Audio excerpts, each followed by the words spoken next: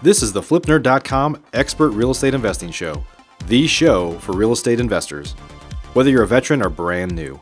I'm your host, Mike Hambright, and each week I bring you a new expert guest that will share their knowledge and lessons with you. If you're excited about real estate investing, believe in personal responsibility, and taking control of your life and financial destiny, you're in the right place.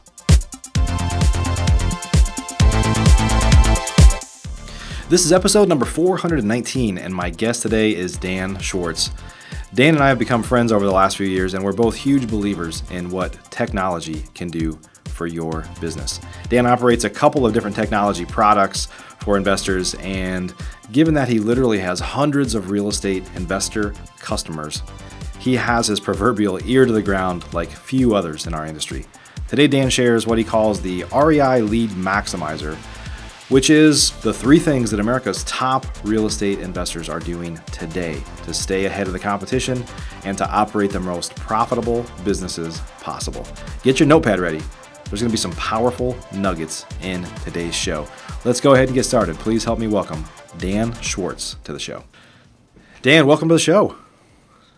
Yeah, it's great to be back on Flip Nerd. Thanks for having me. Yeah, good to see you. It's funny. I've told people this a few times. We've mentioned on the show lately that this is show number 419, so we have a lot of repeat guests. I've built a lot of friendships and over the years, and it's like, hey, instead of going out to try to find totally new people all the time, like you and I could probably record 10 shows on 10 different topics that would all be good, right? So now I say that, and you haven't been on the show for almost 2.5 years, so I'm certain that nobody's going to say, hey, that sounds like what you talked about 230 episodes ago, or whatever it is. But anyway, great to see you, my friend.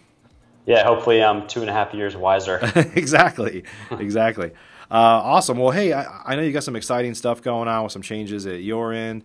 We're going to dive into this a little bit here, but you started Investor Fuse. You kind of brought to my attention was right before you were on last time, which is a CRM for management. Now you have Investor Fuse 2.0 that's kind of rolling out, which is actually built off the Podio platform, and have done a whole bunch of things in the meantime. But just maybe introduce yourself for those that don't know you yet, and then just tell us a little bit about where you see kind of technology going, because there's obviously been a major evolution just over the past 2 or 3 years for real estate investors.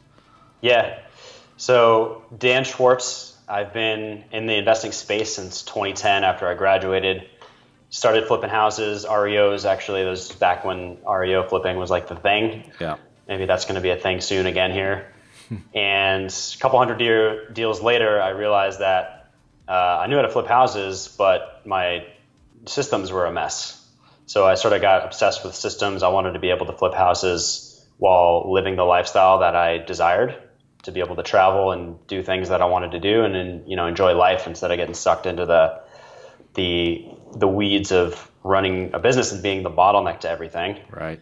So I found out how to build a pretty solid system that gets rid of a lot of that busy work using Podio, which is like a customizable project management tool online that anyone can use. And I sort of tailored it towards the real estate investor sales pipeline. A bunch of people wanted that, and it sort of manifested into this whole software company where we charge monthly access to a really robust Podio workspace for investors.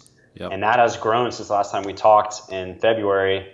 We're well over 500 companies on the platform, a couple thousand total team members across all those companies. Awesome. And it was cool. John, our CTO, just shared a stat. In April, there was a combined total of 780 deals under contract across all of our that's awesome. Members. That's awesome. That's pretty epic. That's like a lot of revenue getting generated through that. And I got to work with thousands of companies ranging from all different sizes, and I've gleaned a lot of insights about what the best guys are doing that the people that are failing are not doing. And it's given me a good perspective on what else I can build to increase the efficiencies in this industry, and that's sort of why we're building this new platform. Yeah, that's awesome. We'll kind of, at the end of the show, we'll tell people where to go to learn more about it, because you've got some really exciting stuff going on. The cool thing is and from the very first time we met, we've probably known each other for at least 3 years, I'd say. From the first time we met, I love having the discussion. When I got into real estate 10 years ago, and my job before that was for an e-commerce company. So I am not, I've always been, fairly tech savvy. I'm not a programmer, right? But I've always kind of understood the value that technology plays. And for years, I said, even before we launched Flip Nerd, I'm like, the technology world and the real estate investing worlds had just never collided, right? Like there was this, when I started 10 years ago, literally up until 5 or 6 years ago, we were still using lots of manila folders, like lots of stuff that we just don't really have to use anymore. We're still fairly paper heavy, I'd say, in my office. But for the most part, like technology just didn't exist 10 years ago for real estate investors, unless you just took something like High Rise or some like CRM, which we did, and just like totally bastardized it to make it work for our business. But it's just amazing to see the evolution of technology over the last few years. At a time where real estate investing is more competitive than I've ever seen, and you need those edges to stay sharp, right? And I would argue that it's because of technology that the competition exists, because it's leveling the playing field for everybody. Yeah. And what it's doing, I believe that the trend is that the more automation there is, the more important it is for you to be a deal maker and to develop the skills as a negotiator and putting together deals and solving people's problems. That becomes the skill set that is most rewarded, not everything else. So technology is just going to level the playing field for everybody, so that managing your business and the admin and taking calls and the technology is just a part of the business, and your human to human interaction is how you compete. Yeah, that's awesome. That's good. That's good stuff. So let's talk a little bit about, I know what we're going to talk about today is basically how to get the most out of your business. And like you said, you have your ear to the ground. You have hundreds of users on your platform. So it's like a bunch of Petri dishes, right? You see what's working, you know a lot of people, and you know what's working now. How are people staying ahead of the competition in today's market? And so you've kind of coined the term the REI Lead Maximizer, which has 3 components that we're going to talk about. So tell us what that is, and then let's dive into each one. Yeah, that'd be great. So I would say that the top 3 things that our best customers are using, the guys that are just getting the most results, there's 3 things that all of them are doing across the board that they focus on and make sure that each of these components are operating at the best that they possibly can be. The first is obviously marketing.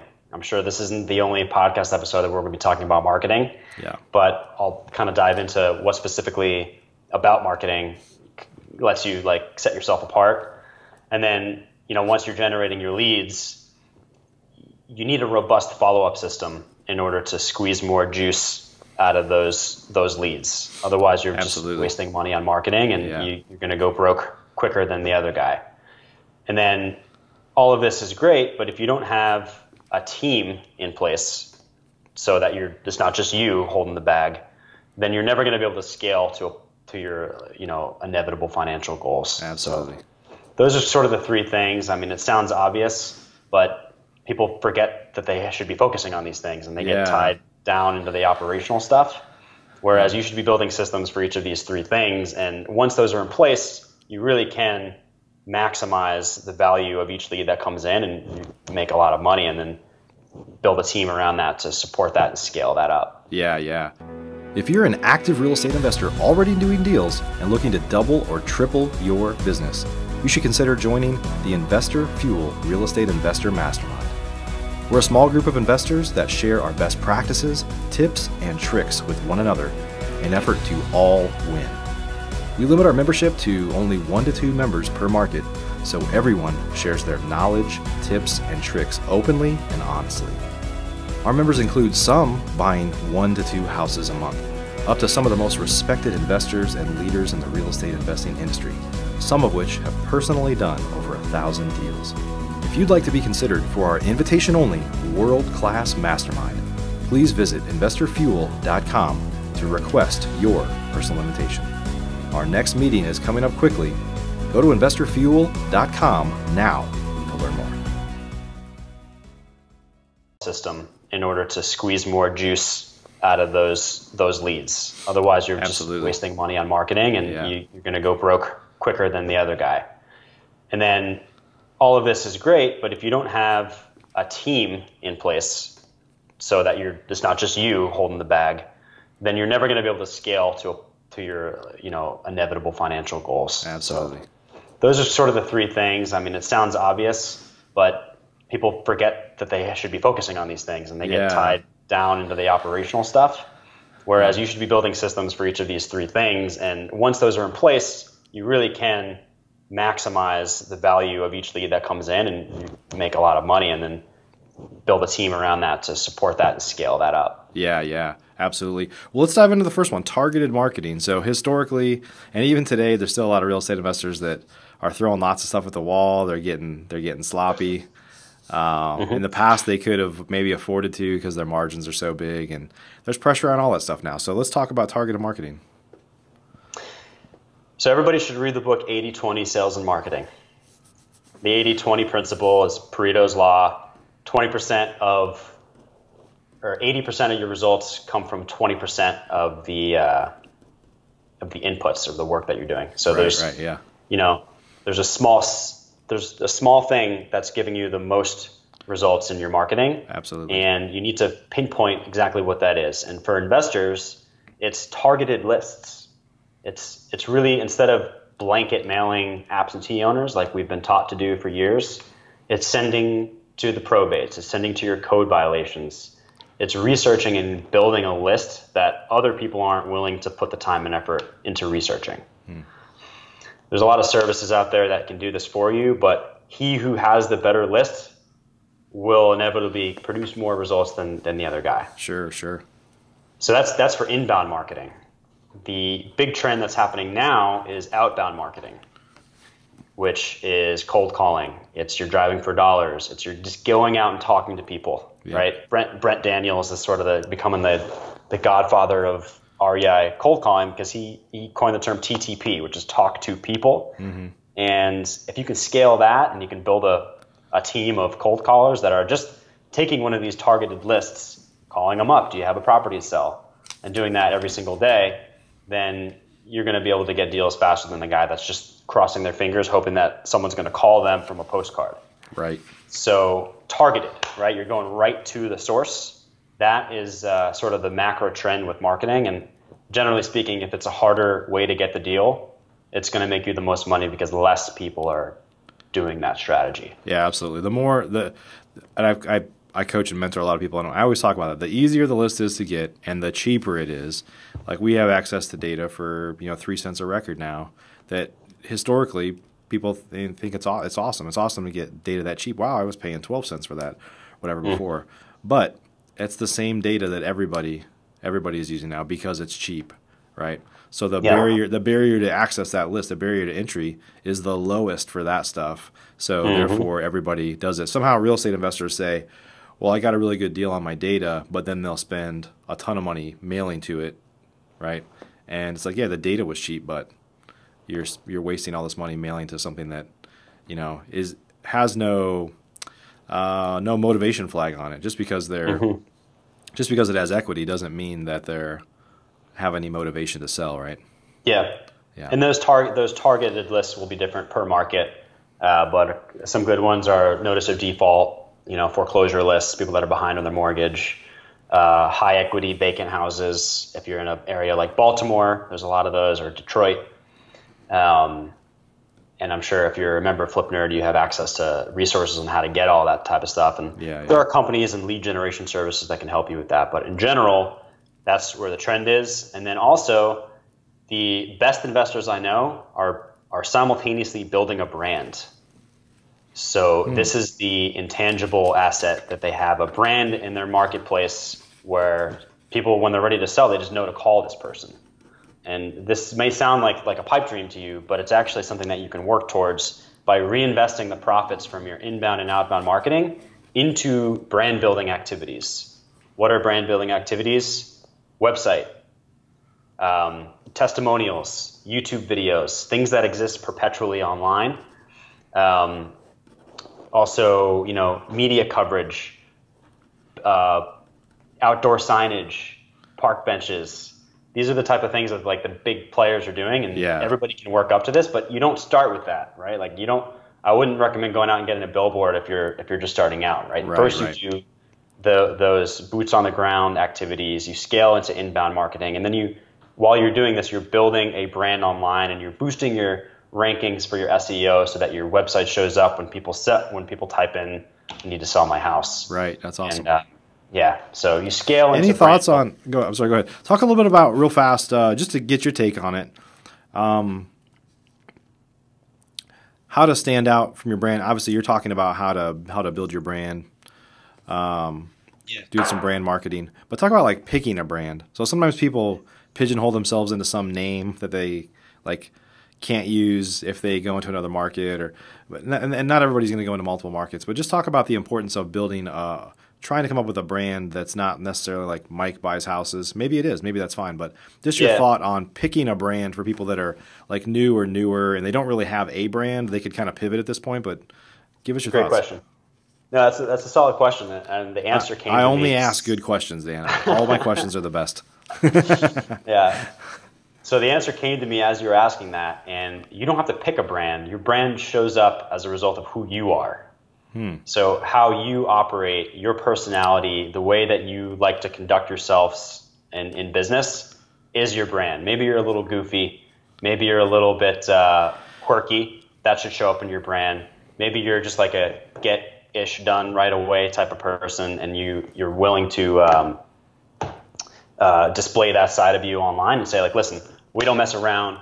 This is how we do business. Fill out the form. We're going to get back to you. Or maybe you're a little quirky and it shows up as just like hey, if your house is super dirty and rotten and there's cat poop everywhere, then make sure, and broadcast that out into the marketplace. Yeah. That's how people will latch on to you because they're going to remember your uniqueness. That's all brand is. Your brand is just a unique feeling that you give the person that is viewing your messages. Yeah, that's awesome. And I feel like a lot of people, as you talk about building SEO, I've talked to Trevor Mock before, we've had him on the show, or some other content where we're talking about creating content, and we've had these discussions that the easiest thing to do is just to create content in the process of doing your daily work, right? If you have to like be somebody that you're not, exactly what you're saying, that it's harder to create that content because I have to like wear something different now, or I have to act like I'm somebody different. If you're just like, hey, if it's Mike buys houses, like, hey, I'm Mike and I buy houses. Let's talk about this house we just bought. Just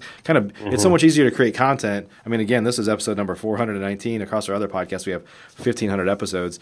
It was so much easier for us to create this show when I realized, hey, I'm just sitting at my desk in my office. People think I have like a studio here, but no, this is just like my office, and I just happen to have a sign behind me that says Flip Nerd. Yeah. And I can sit down and create a show at any time. Like if a dog barks somewhere or somebody sneezes, like we don't edit it out. It's like this is just the show, and just being ourselves was the easiest thing for us to do. And I guess that what I'm saying is for other investors, just be yourself, like you're saying, and things are much easier for you to pull off then. Yep, things are more easier to pull off. It's more fun. Right. And I would also say that, I mean, that's a good like kind of vague answer, but the best way to build a brand is to show that you actually buy houses. Yeah. So show, don't tell is a phrase that I just learned in my software mastermind. It's show, don't tell. Like when I just told you that Investor Fuse members got 780 deals under contract last month. That's social proof that like what we're doing is actually working. Right, yeah. Every investor should have that, and you shouldn't shut up about it. We just closed 5 houses last week. This is a testimonial. This is someone that I talked to. Like those testimonial videos should be considered to be a very serious task. That's a $10,000 per hour activity to record videos with your sellers, proving that you're actually delivering on what you promise in all of those postcards you send. Yeah, that's awesome. That's man. Huge. That's very, very huge, and that's actually what the foundations of your brand should be about. It's just like Express Home Buyers, for instance, Brad Chandler. Yep. Those guys crush deals, and they have more testimonials than you can imagine. Yeah. So when someone goes to their website, there's no question that you're going to get a real person on the phone, that you're going to get an offer. And that's the brand that people like. The feeling they get is like, oh, these guys are gonna.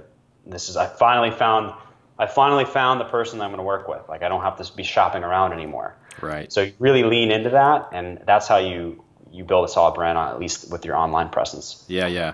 That's awesome. So we talked about targeted marketing, building your brand there a little bit. Let's talk about the next step was follow up.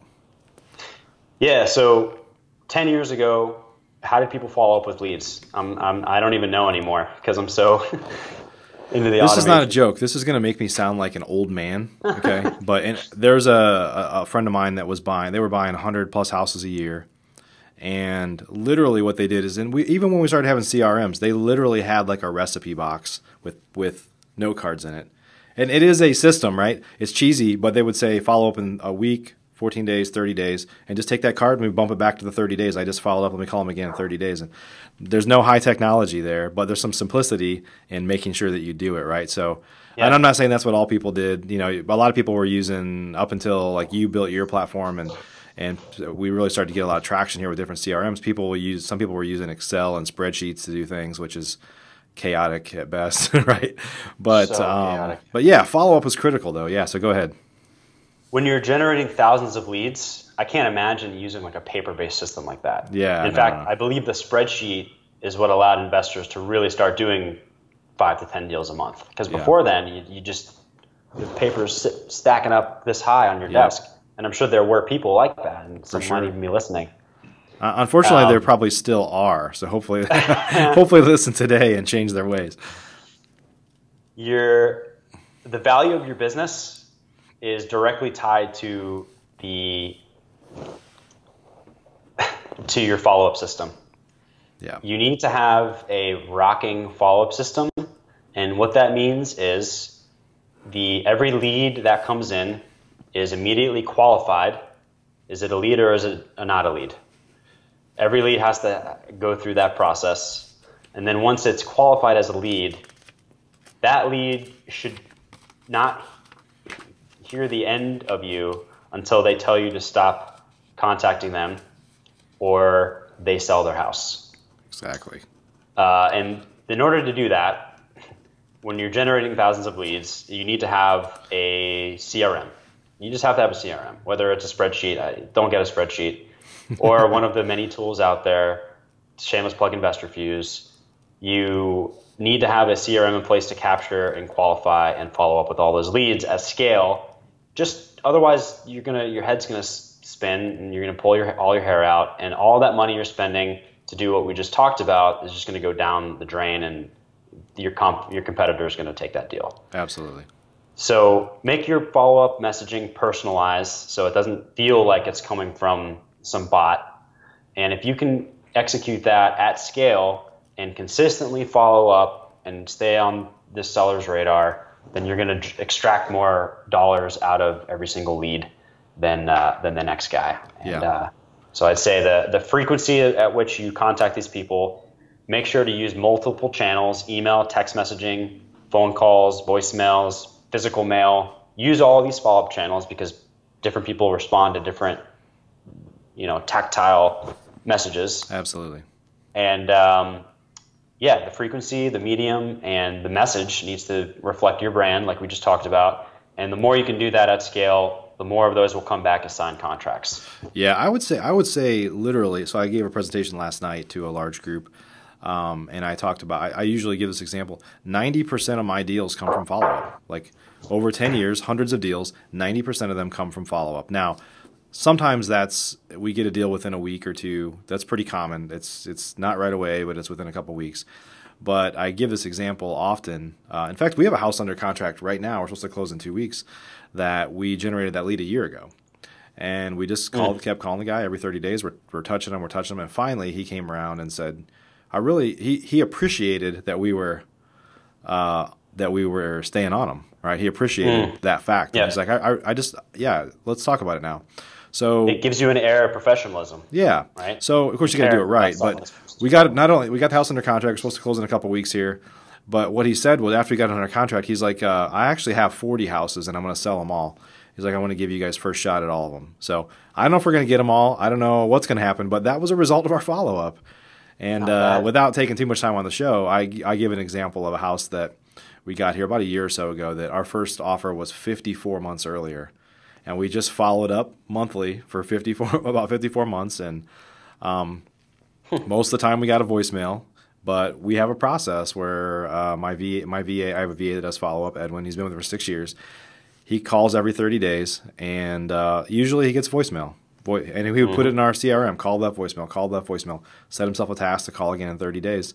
Sometimes they said, well, no, I'm not interested, and like hang up on him. He would put a note in there, but they never said stop calling. And so after 54 months, they said, is that offer still good? And we said, well, we don't know. It's been 4.5 years. So, we ended up buying the house cheaper than what we offered 4.5 years earlier because it had deteriorated even more. But anyway, just the power there of the importance of follow-up. It's hard when you're in the current stage of like, I need to get a deal right now to really embody the importance of follow-up. Yeah. But trust us. Yeah.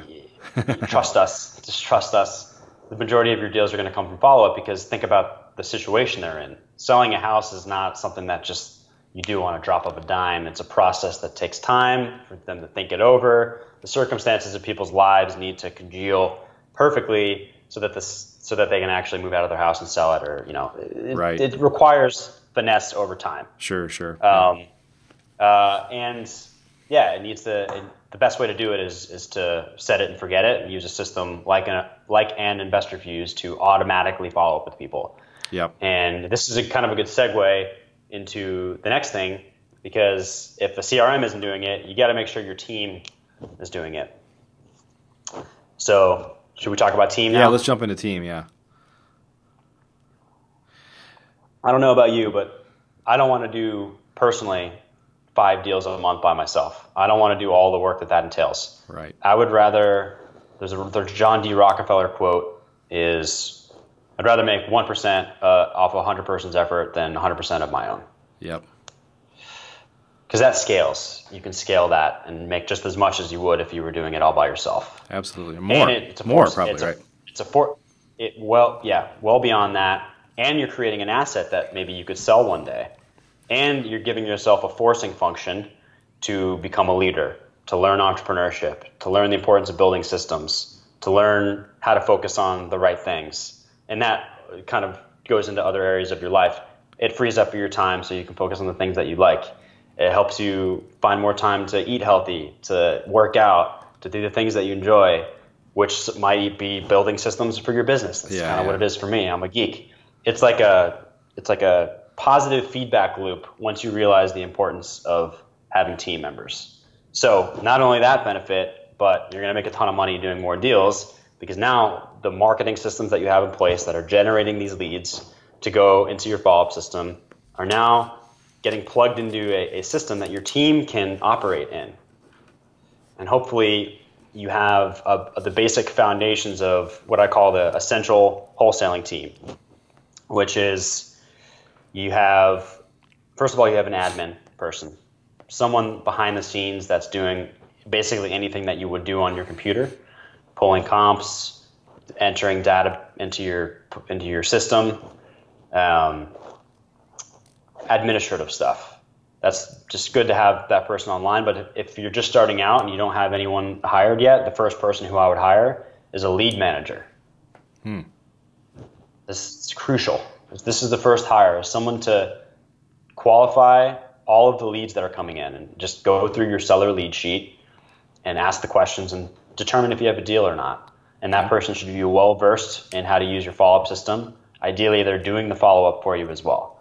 So if you have the right follow-up system, then you can hire a lead manager to do all of that grunt work of taking all the phone calls, doing all the initial lead pre-qualification.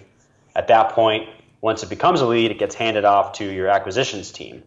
So if you're just starting out, you hire your lead manager, and then you're going to hire an acquisitions manager. Usually it's just you at first, the person that's going to go and shake the hand of the seller and do the deal. Right. So you need to have a team in place that is doing the negotiation, going to the property. Then you need to have a dispositions manager who is in charge of executing the strategy that's monetizing the lead. So if it's rehabbing, if it's wholesaling, you need to have a team in place to do that. So it's sort of like, you can think of it, each stage of a lead in the pipeline needs to have one person that's accountable to maximize each stage of the pipeline. Yep. And then there's you, the owner, that is bringing in the knowledge, the money, the systems, and the inspiration for each of your team members to take that inbound lead all the way through to a check and wire into your bank account. And I know it might seem intimidating at first, but it really is that simple. Like, Yeah. And you'll feel that once you hire your first person. Yeah, I talk. I talked to a REIA club here. I haven't spoken at a REIA club for like 5 years, but I did last night to a pretty large Nice. group, and I talk about this all the time. It's like none of us get in this business to become self-employed, but a lot of real estate investors, truthfully, unfortunately, a lot of real estate investors fail before they ever do a single deal. They give up, right? And some of it is they realize how much work it is, and if you're not using a lot of systems and stuff. So it's like chicken and egg a little bit. You have to have some of these systems, but you don't have to have all these systems to get started. Like before you're even generating leads, like you shouldn't try to build the perfect business and have it all built out before you even start advertising, right? It's just you got to get started. You almost have to go through the process of getting a deal. And once you see the process work end to end, you're like, then people are just like, I get it. I get this now, right? But it's critical that people treat this like a business. A lot of people treat it like a hobby. And unfortunately, everybody has their own goals. So I'm not here to tell somebody you should never just focus on doing a deal a month. Because truthfully, most people don't even get there, unfortunately. But the reality is if you want to build a business, you need to do a little more volume so that you can justify having these people. Like you can't afford to pay all these people if you're doing one deal a month, usually in most markets, right? So it's like chicken and egg. You want to scale the business and you want to pull yourself out of the business. In order to do that, you got to be doing, a couple deals a month. Depends on the market and what you're doing with the houses, right? But I would just want people to basically what I'm asking people to do is think bigger. Think bigger than just you yourself doing everything, because that's not the end game for probably anybody that wants to become a successful real estate investor. Yeah, do what you would do if you knew you couldn't fail. Yeah. And realize that you can be creative. Like if you can't afford someone, get creative. Mentor them in exchange for their services. Pay them a percentage of the deals that come in. Yeah. Like there's ways to align. There are people out there that will perform exactly what you want them to do, and you just have to put yourself out there and find that person. Good way to find them, Craigslist. Make sure to vet everybody. Make sure you use your gut when you're hiring. Make sure they have a great attitude. Make sure that they're trainable and that they're going to listen to you and that they can take feedback and that they're hungry to learn and perform. And maybe someone else, this is just a fact of life, but sometimes you're going to poach someone from another company, or maybe that person from another company is looking for a new position and their values are more in line with your values, so it makes sense for you to hire the acquisitions manager from another company, as long as it's up to them. So there are people out there that have the experience that you need that can help you scale your business. Yeah, absolutely. Yeah. Awesome. Dan, this is great stuff. I mean, at the end of the day, we're kind of telling people here, same thing that I say, same words I've been saying, treat it like a business, right? Put the right processes in place, squeeze as much juice as you can out of the fruit that you do harvest, which is your leads, right? And work those leads forever until they're dead, right? Until they've sold the house or they tell you, don't ever call me again. Yeah, but the whole term working your leads, that's not what investors are. Investors are the guys that are shaking the hand of the sellers, negotiating the deal, determining how much rehab it needs, structuring some sort of creative way to acquire that deal. That's what investing is. It's not working your leads. Utilize technology, utilize team, make sure if you're not doing it, make sure someone else is doing your marketing so that you can actually focus on being an investor. Yeah, and absolutely. Then that's when your life can really change. Awesome, man. Hey, so we're going to add a link down below for those. Obviously, you're most well known for Investor Fuse, so we'll add a link down there. Where else do people go to learn more about you or some of the other things you have going on? Tell us more about what's going on. I would check out investorfuse.com at the date that this is being published. You'll get guided to exactly where you need to go. We have a really good blog too that has some pretty epic content that I've poured my heart and soul into. You can check out. Have is it cool if I share the masterclass? Yeah. So I collected an expert series of interviews about the most modern marketing strategies. So sort of that whole inbound, outbound, scaling your marketing. I interviewed the best that I know, and I put that into a training course called the REI Modern Marketing Masterclass, and you can check that out if you want at reimarketingmasterclass.com. I just made that because all of our customers need leads, and the more successful they are, the more successful we are, and we can continue to innovate the InvestorFuse platform, which you can check out at investorfuse.com, and newly revamped and re-released to make it super, super simple to use, dummy-proof even. Very impossible to mess up your leads and your follow-up. So if you're looking for just a streamlined system, then that's a great way to make it happen. Awesome, man. We'll add links for all this stuff down below, a few other things that we mentioned during the show today. So thanks for sharing your knowledge with us. Great to see you always. Yeah, great to see you too. Thanks so much for having us. This is an exciting time to be doing business. So Absolutely. No excuses. No excuses. Yeah, no excuses for anybody. Awesome. Everybody, hey, this was episode number 419 with Dan Schwartz. Great stuff here. We've shared a lot of good resources. So if you're listening somewhere off of flipnerd.com, make sure you go to flipnerd.com/shows, and you can get to the show that way and check out the resources that we're going to add down below here, some additional links and other information. If you haven't already, please go to, if you're listening to us on iTunes, Stitcher Radio, Google Play, even on YouTube, watching us or listening to us there. If you could subscribe, give us some positive feedback. That's what keeps us moving forward here. I could promise you I have a busy life. I've got a lot of things going on, busier than ever. Lots of good stuff going on, but I promise you it's the feedback and the subscriptions and the feedback we get from the shows that kind of keep us going forward. That's going to help us do another 419 episodes. So appreciate you all. Have a great day. We'll see you on the next one. See ya. If you're an active real estate investor already doing deals and looking to double or triple your business, you should consider joining the Investor Fuel Real Estate Investor Mastermind. We're a small group of investors that share our best practices, tips, and tricks with one another in an effort to all win. Real estate investing can be a lonely business for successful real estate investors, but it doesn't have to be.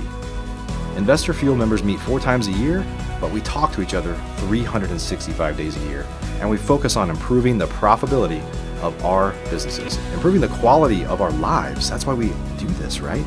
And making an impact on those around us so we can truly leave a legacy. We limit our membership to only 1 to 2 members per market, so everyone shares their knowledge, tips, and tricks openly and honestly. Our members include some buying 1 to 2 houses a month, up to some of the most respected investors and leaders in the real estate investing industry, some of which have personally done over 1,000 deals. If you'd like to be considered for our invitation-only world-class mastermind, please visit investorfuel.com to request your personal invitation. Our next meeting is coming up quickly.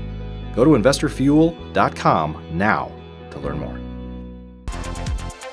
Thanks for joining us for this episode of the flipnerd.com Investing Show. If you're not yet an elite member of Flipnerd, you're missing out. We have tons of great training, including a new detailed master class published each month and live training webinars with experts twice a month. Plus, you'll get access to all of our archives, where we already have a growing library of master classes and other training videos. Elite members also get membership in our incredible online Mastermind group, where many of the top real estate investors from across the country, including many of the hundreds of guests I've had on the show in the past, are already members. Whether you're brand new, looking to get started, or a veteran, you simply must join today. I promise you won't be disappointed. To learn more or join today, please visit flipnerd.com/lab.